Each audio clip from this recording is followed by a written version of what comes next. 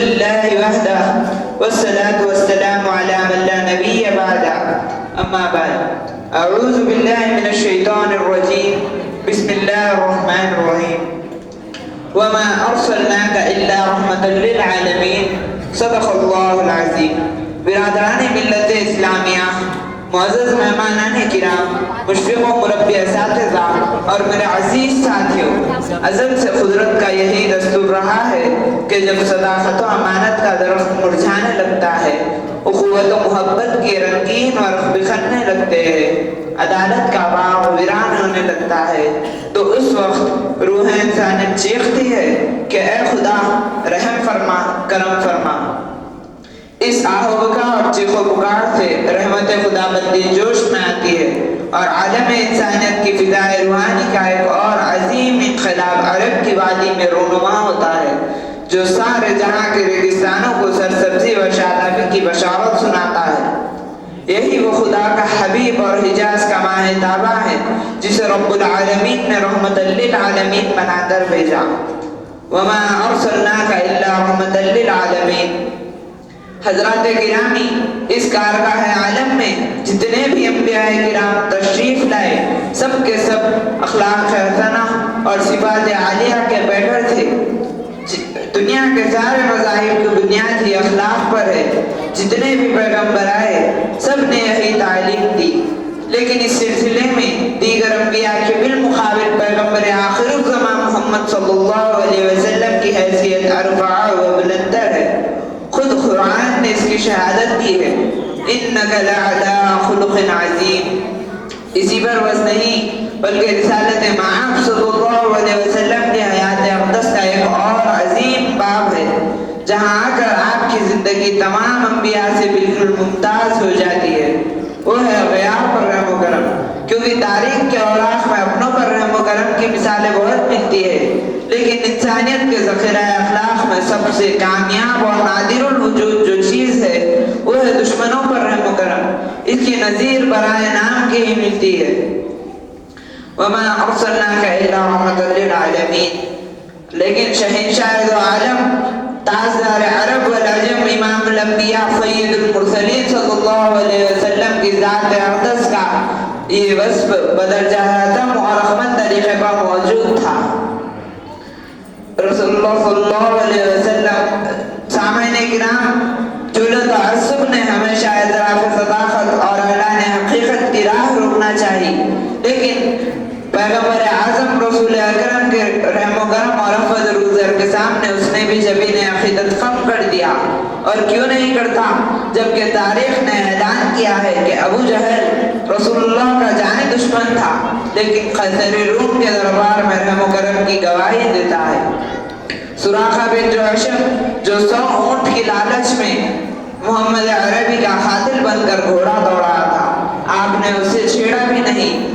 عمر بن وحاب جو خون کی پیاسی تلوار لے کر رسالت دربار میں داخل ہوا تھا، آپ نے اسے بھی معاف کر دیا۔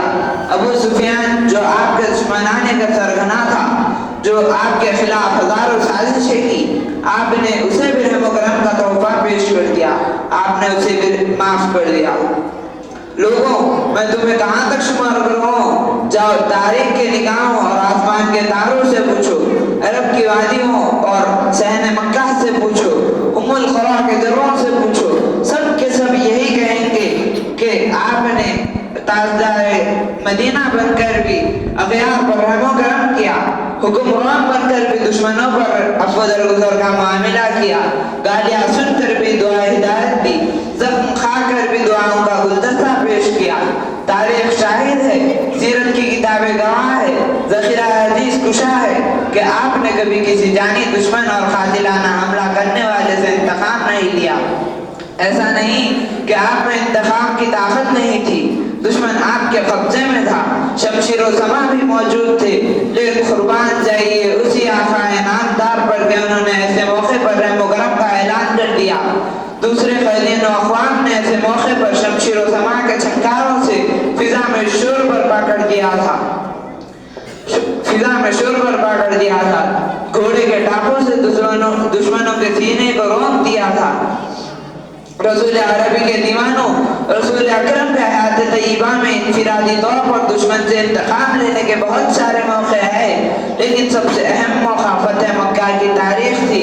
یہی وہ مکہ تھا جس کے باشندوں کے شقاوت قلبی نے فرزندان اسلام اور پیغمبر اسلام پر عرض حیات تنگ کر دیا تھا۔ یہاں کی چیرہ دستیوں نے رسول اللہ صلی اللہ علیہ وسلم کو مدینے پر مجبور کیا تھا۔ آج اسی وادی مکہ میں محمد صلی اللہ علیہ وسلم فاتح اور تاجدار مدینہ بن کر آئے تھے۔ صحن حرم میں گستاخان رسالت اور دشمنان اسلام کا مجمع تھا۔ یہاں ہر قاتل مظلوم کے دست قدرت میں تھا، ہر قاتل مقتول کے ورثاء کے قبضے میں تھا۔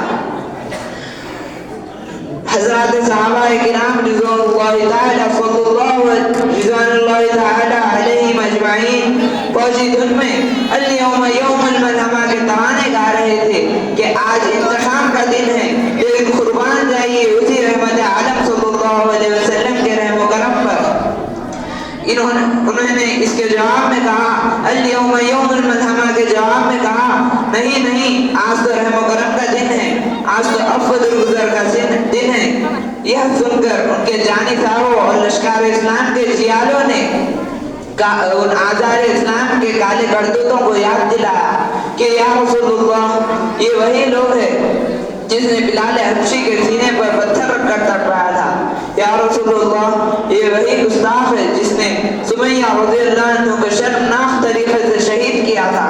یا رسول اللہ، یہ وہی ہندا ہے جس نے آپ کے چچا کا خلیجہ چبایا اور ناک کاٹ کر گلے کا ہار بنایا تھا۔ یا رسول اللہ، یہ وہی گستاخوں کی جماعت ہے جس نے بحالت نماز آپ کی گردن پر ولادت ڈالی تھی۔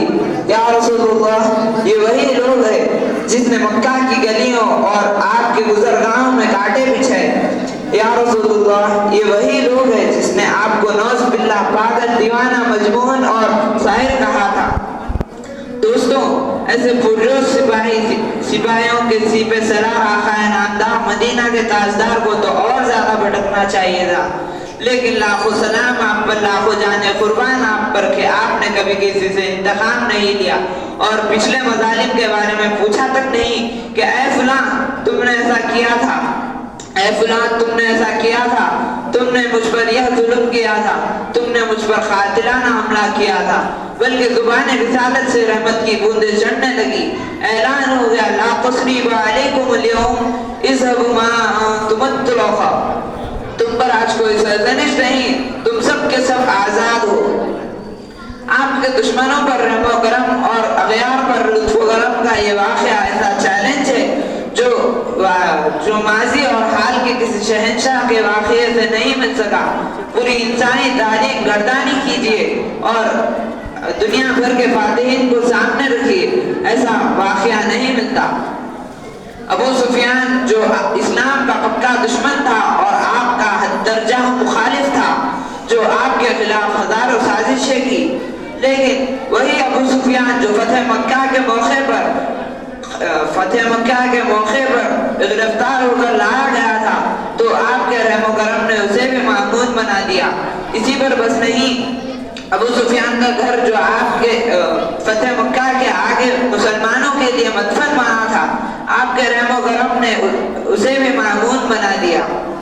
سامعین کرام، سیرت کے صفحات پر یہ چند نہیں بے شمار واقعات نقص ہے، اسی لیے ہم فخر سے کہتے ہیں کہ آئے دنیا میں بہت پاک مکرم بن کر، آئے دنیا میں بہت پاک مکرم بن کر، لیکن آیا نہ مگر کوئی رحمت عالم بن کر۔ اللہ تبارک و تعالی ہم سب کو رسول اللہ صلی اللہ علیہ وسلم کے سایہ سنا پر عمل کرنے کی توفیق عطا فرمائے، آمین۔ وما علینا الا البلاغ۔